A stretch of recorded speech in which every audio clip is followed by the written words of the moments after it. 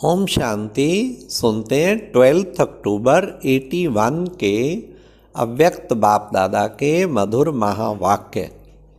आज की अव्यक्त वाणी का टाइटल है वर्तमान ही भविष्य का आधार। आज की मुरली में बाबा ने आधार मूर्त बच्चों को क्या जिम्मेवारी समझकर चलना है। फिर बाबा ने विश्व राज के अधिकारी कौन बच्चे बनेंगे। फिर बाबा ने ब्राह्मण जीवन में डबल ताज, डबल तख्त और तिलक कौन सा है। और लास्ट बाबा ने भक्तों का कौन सा गीत अब प्रैक्टिकल हो रहा है। तो सुनते हैं 12 अक्टूबर 81 की मुरली, वर्तमान ही भविष्य का आधार।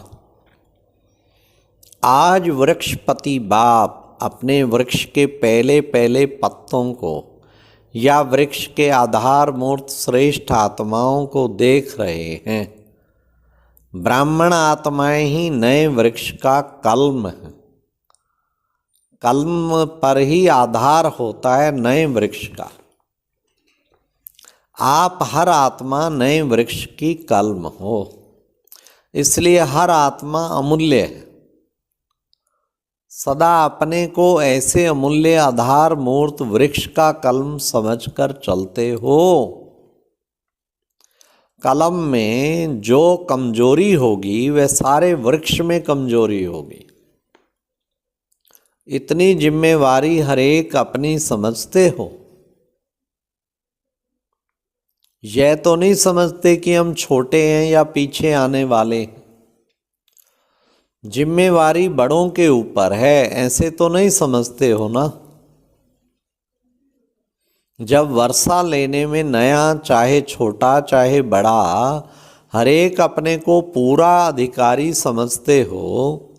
कोई भी चंद्रवंशी का वर्षा लेने के लिए तैयार नहीं होते हो। सब यही हक रखते हो कि हम सूर्यवंशी बनेंगे। साथ साथ संगम युग की प्राप्ति के ऊपर बाप के ऊपर अपना पूरा हक लगाते हो। यही बोलते हो ना कि पहले हम छोटों का बाप है। छोटे बच्चे भी कम नहीं है। छोटों पर ज्यादा स्नेह है बाप का, इसलिए हमारा ही बाबा है। पहले हमको सब अधिकार होना चाहिए। स्नेह से अपने अधिकार का वर्णन करते हो ना बाबा के आगे, तो जैसे बाप के ऊपर प्राप्ति के ऊपर अपना अधिकार समझते हो, वैसे जिम्मेवारी में भी छोटे बड़े सब अधिकारी हो, सब साथी हो। तो इतनी जिम्मेवारी के अधिकारी समझ करके चलो। सौ परिवर्तन विश्व परिवर्तन दोनों की जिम्मेवारी के ताजधारी सो विश्व के राज के ताज के अधिकारी होंगे। संगम युगी ताजधारी सो भविष्य का ताजधारी। वर्तमान नहीं तो भविष्य भी नहीं। वर्तमान ही भविष्य का आधार है। चेक करो और नॉलेज के दर्पण में दोनों स्वरूप देखो। संगम युगी ब्राह्मण और भविष्य देव पदधारी, दोनों रूप देखो और फिर दोनों में चेक करो ब्राह्मण जीवन में डबल ताज है व सिंगल ताज है। एक है पवित्रता का ताज और दूसरा है प्रैक्टिकल जीवन में पढ़ाई और सेवा का ताज। तो दोनों ताज समान हैं, संपूर्ण हैं या कुछ कम है। अगर यहाँ कोई भी ताज अधूरा है, चाहे पवित्रता का चाहे पढ़ाई व सेवा का, तो वहाँ भी छोटे से ताज के अधिकारी व एक ताजधारी अर्थात प्रजापद वाले बनना पड़ेगा। सुना? क्योंकि प्रजा को भी लाइट का ताज तो होगा, अर्थात पवित्र आत्माएं तो होंगी, लेकिन विश्व राजन व महाराजन का ताज नहीं प्राप्त होगा। कोई महाराजन तो कोई राजन, अर्थात राजा महाराजा और विश्व महाराजा इसी आधार पर नंबरवार ताजधारी होंगे। इसी प्रकार तख्त को देखो, वर्तमान समय ब्राह्मण जीवन में कितना समय काल तख्तधारी और दिल तख्तधारी दोनों तख्त नशीन कितना समय रहते हो। अकाल तख्त नशीन निरंतर होंगे अर्थात सदा काल होंगे, तो दिल तख्त नशीन भी सदा काल होंगे। दोनों का संबंध है। ब्राह्मण जीवन में कभी कभी तख्त नशीन तो भविष्य में भी पूरा आधा कल्प तख्त नशीन अर्थात रॉयल फैमिली में नहीं आ सकते, क्योंकि रॉयल फैमिली ही तख्त नशीन गाई जाती है। तो यहाँ के सदा काल के तख्त नशीन सो भविष्य सदा काल के राज अधिकारी अर्थात तख्त नशीन।